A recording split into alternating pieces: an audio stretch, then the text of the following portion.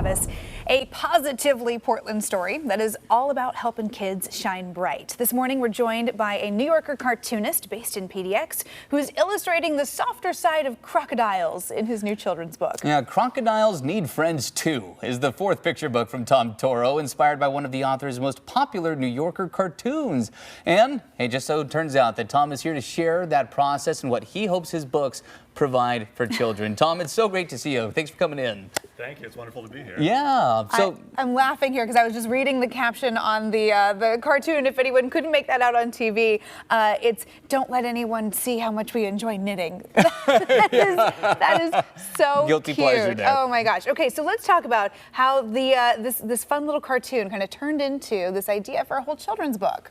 Yeah, that was one of my most popular New Yorker cartoons, and I think the idea of like the misperception of what is happening above the surface and below the surface inspired the whole notion that like.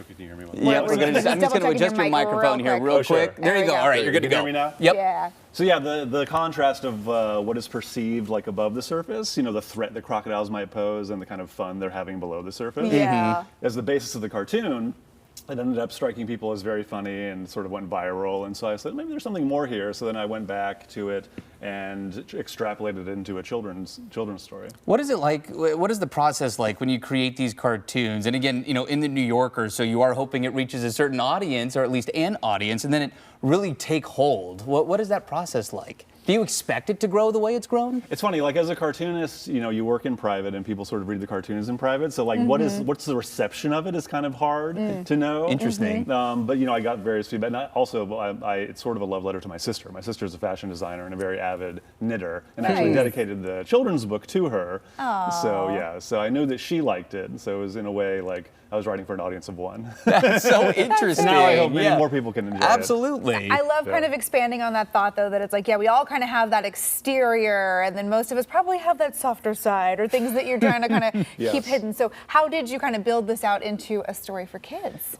Well, when you're doing a cartoon, you want to go for like the funniest moment in sort of a scenario. And then to do a children's story, you can then have the fun of building on many, many moments and stringing together sort of a bead of pearls to make the necklace, you know. But you know, it's just like, we all feel misperceived at times, you know, we all know we have hidden depths to us.